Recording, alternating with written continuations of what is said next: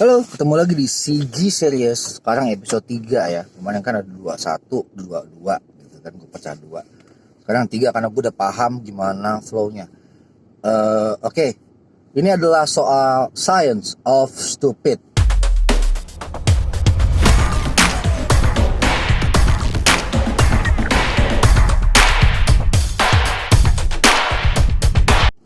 Jadi Science of Stupid ini pembicaraan dimulai dari gue sama Dea ya. Kemarin waktu kita ngomongin bukunya Dea, gue penasaran banget gimana orang tuh bisa goblok. Dan goblok itu apa sih? Apa sih stupid maksudnya gitu? Kita mulai dari situ dulu. Maksudnya goblok tuh kan sehari-hari kita pakai untuk ngejelasin atau ngatain orang yang nggak ngerti-ngerti gitu, atau logikanya ngaco gitu ya.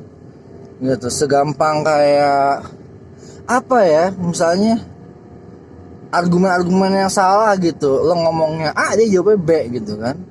Nah ini apa sih yang terjadi sebenarnya? Oke, kita akan mulai dari hal yang paling basic dulu aja kalau gitu ya. Hal paling basic adalah stupidity ini. Yang mau gue bahas bukan stupidity secara fisikal tuh artinya banyak orang-orang yang dikata-katain bego sebagai bentuk apa ya, penyakit fisik gitu ya, entah itu pandil lah, ada yang namanya pandil, ada yang namanya berbagai macam sindrom yang bikin orang lama gitu nangkepnya gitu. Itu bukan stupid buat gue. Kalau lo lama nangkep sesuatu itu bukan stupid. Kalau lo dumbfolded ya, atau apalah ya gitu, yang memang lo lambat untuk memproses data gitu, itu bukan stupid. Stupid dalam konteks yang mau gue omongin adalah bagaimana lo atau orang nih bisa punya logika yang begitu kacaunya gitu, sampai dia bisa menganggap hal-hal yang bohong jadi nyata, hal-hal yang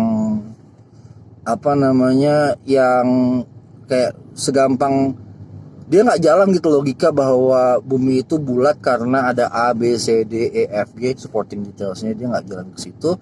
Dia malah dia cuma tahu surface doang bahwa oh ini bumi itu bulat kata orang barat, kan gue nggak pernah lihat gitu. Oke, jadi gue akan bikin narasi baru tentang bumi itu datar tanpa ada metodologi yang jelas gitu. Metodologinya ya cocologi aja. Nah, cocologi juga macam bentuk kegoblogan ya buat gue gitu. Cocokin bahwa sorry itu saya gitu, ketika lo ngomong kayak babi itu haram karena babi mengandung kromosom yang kayak manusia. Well, pohon juga gitu. Maksud gue semua makhluk hidup kromosomnya mirip-mirip gitu kan, ada sedikit yang berubah aja, itu yang membuat itu jadi spesies yang beda sebenarnya. Kayak wow, could you be that stupid gitu. Atau lo mencoba menyederhanakan hidup lo gitu ya. Nah ini juga salah satunya, menyederhanakan hidup lo dengan penjelasan astrologi misalnya.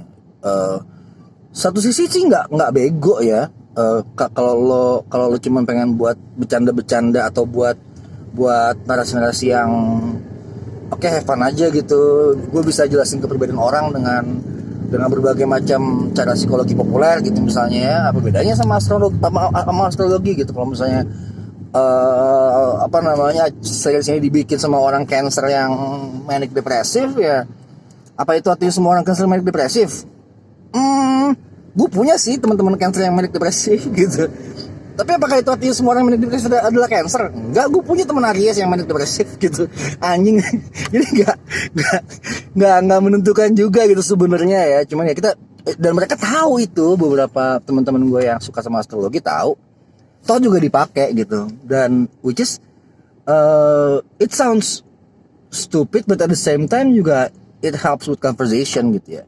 Lo bisa ngobrol dengan orang dan lo bisa kayak ngasih kode-kode penjelasan yang lebih sederhana untuk menjelaskan gejala psikologis atau gejala experience tanpa mesti dalam berpikir soal experience dia dan segi jaringan sosial dan lain-lain, itu yang entailed kepribadian dia gitu. Sederhana jadinya kan, sangat-sangat sederhana gitu. Beda sama misalnya lo pakai primbon yang memang, atau astrologi juga ya, lo bisa pakai primbon atau astrologi yang memang secara metodologis dia pelajari gila-gilaan gitu ya. dari gejala-gejala sosial yang dihubungkan dengan gejala-gejala antariksa gitu ya. Dan dia dapat datanya cukup valid. Ada loh astrologi yang begitu. Ada juga primbon yang begitu. Primbon kan melihat gejala-gejala sosial ya dalam masyarakat gitu. Gejala-gejala sosial dari masyarakat dalam waktu ratusan tahun. Itu pun astrologi juga begitu. Tapi kalau lo cuma lihat astrologi majalah atau lihat astrologi internet, well, sorry man, itu susah. Anyway, balik ke Science of Stupid. Jadi apa sih Science of Stupid ini menurut gue? Nah, Science of Stupid ini gue pengen mencari tahu bagaimana stupidity bekerja. Karena kalau misalnya, karena gue rasa beda sama yang tadi gue bilang soal gejala fisik, stupidity di sini berarti ada semacam pengalaman-pengalaman dan referensi-referensi yang membuat orang goblok gitu. Kayak sekarang kita bahas lu, goblok tuh maksudnya gimana goblok? Goblok tuh maksud gue dalam konteks ini gue persempit aja. Goblok adalah ketidakmampuan manusia gitu untuk mendapatkan kesadaran yang benar, kesadaran yang sesuai dengan konteksnya gitu. Kalau katanya Sartre, goblok itu bad faith atau iman yang buruk gitu. Lo beriman kepada sesuatu yang tidak bisa lo pegang sama sekali gitu. Maksud gue yang ya lo beriman kepada sesuatu yang basisnya itu udah jelas-jelas salah dan lo tahu itu salah. Itu ya kuncinya. Lo tahu itu salah, lo tahu itu gak masuk akal, and yet lo jalanin juga. Beda sama orang beriman yang tidak ada buktinya kalau itu salah atau itu benar. Ngerti nggak? Gue kasih satu contoh ya. Ini kalau lo, menurut gue, kalau lo fake lo bener, menurut gue, bukan menurut Sartre, menurut gue. Let's say Tuhan. Kalau di contohnya Sartre dalam buku dia yang mana sih, gue lupa judulnya, yang soal bad faith itu, salah satu buku terkenal fenomenologinya asal kayaknya Heidegger. Nah, tapi itu bukunya Sartre yang mengkritik Heidegger. Dia bilang gini, kalau seandainya ada orang nelfon lo dan ngaku Tuhan, lo percaya apa enggak? Nggak percaya kan? Kenapa? Karena dasar-dasarnya adalah, oh orang ini nelfon pakai suara manusia dengan teknologi yang gue tahu dan dia ngaku dia Tuhan. Oh, gue percaya. Nah, tapi kalau lo lihat ada orang di telepon atau ngangkat telepon asing yang nggak tahu nomornya siapa, atau dia kesurupan, gimana tuh? Itu Asia banget ya. Lo dikirimin santet dari telepon atau dari handphone, dari WhatsApp atau dari SMS gitu ya. Itu Asia banget ya. Ketika lo ngeliat itu lo bingung kan? Lo bingung karena ini orang beneran apa enggak gitu. Dia pura-pura kesurupan apa bener-bener kesantet misalnya. Buat gue iman tuh bekerja dalam ketidaktahuan itu. Ngerti nggak? Lo nggak usah logis, nggak mesti lo melogikakan Tuhan atau apapun yang gaib-gaib itu karena lo belum tahu. Tapi kalau lo udah tahu, mestinya lo udah nggak punya lagi iman itu. Lo cuma tahu pengetahuan gitu aja. Maksud gue, kalau kita balik lagi ke eksistensialisme ya, soal iman.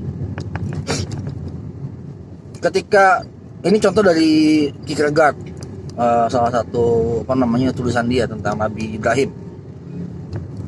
Ketika Nabi Ibrahim itu dikasih wahyu untuk menyembelih anaknya, keputusan untuk menyembelih itu disebut immediacy. Immediacy adalah keputusan yang harus diambil cepat, harus diambil tanpa berpikir, instinktual, dan hanya berdasarkan pada iman.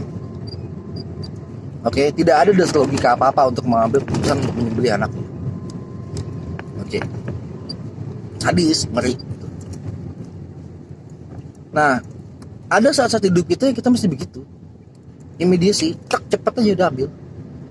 Dasarnya apa? Nggak ada. Dasarnya cuma pengalaman dan instinktual spiritual kita aja gitu. Itu loh. Apakah itu bodoh? Nggak, menurut gue. Itu manusiawi banget. Tapi itu bisa menjawab the science of stupid. The science of stupid, dimana bagaimana seseorang bisa begitu ngototnya mempertahankan argumen dia gitu. Dan menjadi sesuatu yang nggak masuk akal tapi tetap dilakukan. Artinya immediacy ini, keimanan kita pada sesuatu dan mengambil ketika kita mengambil keputusan yang harus cepat tanpa kita punya pengalaman, referensi dan kesadaran yang benar, quote unquote ya, kalau menurut kata benar tuh dalam artian kita melakukannya dengan metodologi yang sahih gitu ya, yang kita bisa buktikan pelan-pelan, maka keimanan kita juga jadi valid gitu. Kita jadi masuk akal gitu apa yang kita lakukan, keimanan kita itu nggak sesederhana disuruh terus kepotong anak gue, enggak, tapi ada beberapa hal dalam kehidupan kita yang membuat kita yakin bahwa menyembelih anak kita adalah hal yang benar. Ngeri ya kalau kita pakai Ibrahim. Cuman let's say gak usah gitu deh, kita pakai lebih sederhana lagi. Ketika lo memutuskan seorang asing itu jahat atau baik gitu.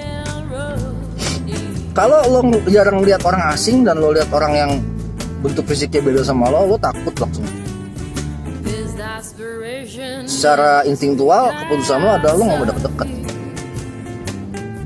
Waktu gue ke Amerika pertama kali dan gue liat orang-orang kulit hitam yang pada homeless di jalan, gue takut. Sama kayak ngelihat apapun itu yang asing tuh menakutkan. Tapi kalau lu punya referensi-referensi yang mirip sama yang asing, atau lu punya referensi cara mendekati keasingan itu, gitu, logika dasar untuk mendekati yang asing itu, jadi nggak takut lagi. Dan ketika lo nggak takut, lo pakai akal lo bisa berpikir gitu. Dan ketika itu immediacy atau keputusan penting yang cepat yang mesti lo lakukan, instingnya jadi bener. Kayak seorang penyanyi, seorang gitaris jazz atau gitaris blues yang dengan immediacy-nya dia main musik, dia nggak mikir lagi sama sekali karena referensi nadanya udah ada di dia.